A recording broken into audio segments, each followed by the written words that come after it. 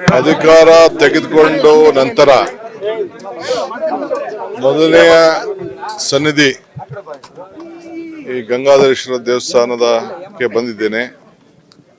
ಮಲ್ಲಘಟ್ಟ ಕೆರೆ ಇದು ಒಂದು 3-4 ಬಾರಿ ಬಂದಿದ್ದೀನಿ. ಬಹಳ ಐತಿಹಾಸಿಕವಾದಂಥ ಪವಿತ್ರವಾದಂಥ ಸ್ಥಳ.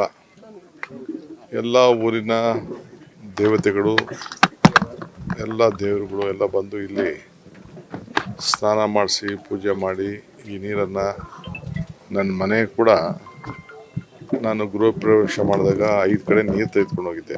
ಅದರಲ್ಲಿ ಈ ಕೆರೆ ನೀರು ಕೂಡ ಯಾವಾಗಲೂ ಕೂಡ ತುಂಬಿ ತುಳುಕ್ತಾ ಇರ್ತದೆ.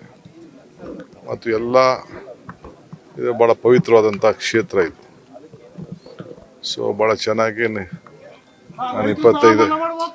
25 ವರ್ಷದಿಂದ ನಾನು ಗಮನಿಸ್ತಾ ಇದ್ದೀನಿ ಈ ಜಾಗನ.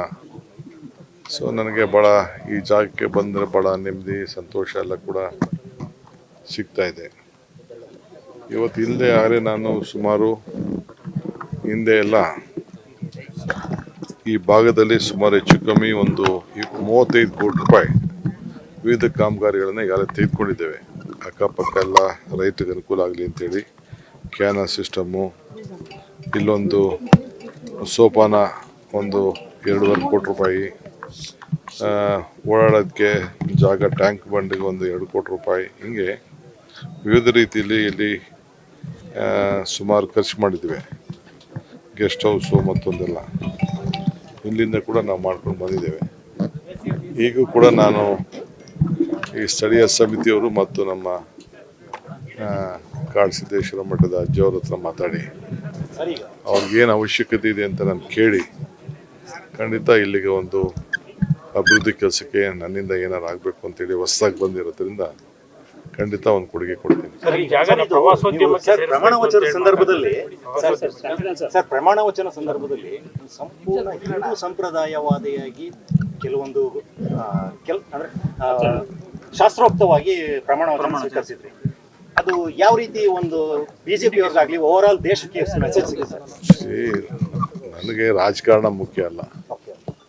ಭಕ್ತಂಗೂ ಭಗವಂತನಿಗೂ ವ್ಯವಹಾರ ಮಾಡೋಂಥದ್ದು ದೇವಾಲಯ ಮತ್ತು ದೇವರು, ಅವ್ರವ್ರ ಧರ್ಮ. ನನಗೆಲ್ಲ ಧರ್ಮದ ಪೀಠಗಳನ್ನು ಕೂಡ ಆಹ್ವಾನಿಸಿದೆ. ಕ್ರೈಸ್ತ ಇರ್ಬೋದು, ಸಿಖ್ ಇರ್ಬೋದು, ಬೌದ್ಧ ಇರ್ಬೋದು, ಹಿಂದೂ ಧರ್ಮ ಎಲ್ಲ ಕೂಡ. ನಮ್ಮ ರಾಜ್ಯದಲ್ಲಿ ನಾವು ತಳ್ಳಕ್ಕಾಗ್ತದ? ನನ್ನ ಹೆಸರು ಬದಲಾವಣೆ ಮಾಡ್ಬೇಕಾಗ್ತದ? ಧರ್ಮನ ಬಿಡೋಕ್ಕಾಗ್ತದ? ನೀವು ಧರ್ಮ ಬಿಟ್ಟರು ಧರ್ಮ ಬಿಡೋಕ್ಕಾಗಲ್ಲ, ಯಾವುದೇ ಧರ್ಮದವ್ರಿಗೆ. ಸೊ ಅದು ಒಂದು ಅವಕಾಶ ಸಿಕ್ತಂಥ ಸಂದರ್ಭದಲ್ಲಿ ಎಲ್ಲ ಹೋಗ್ತಾರೆ. ಎಲ್ಲ ಧರ್ಮದವರು ಭೂಮಿ ಪೂಜೆ ಮಾಡ್ತಾರೆ. ಭೂಮಿ ಪೂಜೆ ಮಾಡಿ ಯಾರು ಕರೀತಾರೆ? ಈಗ ಪ್ರತಿಯೊಂದು ಮನೆಯಲ್ಲೂ ಕೂಡ ಒಂದು ನಾಮಕರಣ ಮಾಡಲಿ, ಒಂದು ಕಿವಿ ಚುಚ್ಚಲಿ,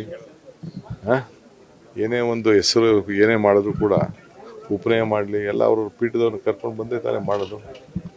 ಹಂಗೆ ನಾವು ಯಾರು ಬಿಡಂಗೆ ಒಂದು ರಾಜ್ಯಕ್ಕೆ ಹಿತಕ್ಕಾಗಲಿ ಅಂಥೇಳಿ ನಾವು ಒಂದು ಜವಾಬ್ದಾರಿನ ತೆಗೆದುಕೊಂಡಾಗ ಎಲ್ಲರೂ ಕೂಡ ಎಲ್ಲರ ಆಶೀರ್ವಾದವನ್ನು ಪಡ್ಕೊಂಡು ನಾವು ತೆಗೆದುಕೊಳ್ಬೇಕು. ಆ ಕೆಲಸನ ನಾನು ಮಾಡಿದ್ದೇನೆ. ಆರಕೆ ಏನಿಲ್ಲ, ನನ್ನ ಭಾವನೆ, ನನ್ನ ಭಕ್ತಿ ಈ ಲೋಕ ಕಲ್ಯಾಣಕ್ಕೆ, ಜನರಿಗೆಲ್ಲ ಕೂಡ ಒಳ್ಳೆಯದಾಗಲಿ ಅಷ್ಟೇ. ನನಗೆ ಸಿಕ್ಕಿರುವಂಥ ಅಧಿಕಾರ ಜನರಿಗೆ ಸಂಪೂರ್ಣವಾಗಿ ಸಮರ್ಪಿಸಿ ರಾಜ್ಯದ ಜನತೆಗೆ ಒಳ್ಳೆಯದಾಗಬೇಕು, ನೆಮ್ಮದಿ ಶಾಂತಿಯಿಂದ ಇರಬೇಕು, ಒಳ್ಳೆ ಮಳೆ ಬೆಳೆ ಬರಲಿ, ಯಾವಾಗಲೂ ಕೂಡ ಈ ಭಾಗ ಕೆರೆ ಎಲ್ಲ ತುಂಬ ತುಳುಕ್ಲಿ ಅಷ್ಟೇ.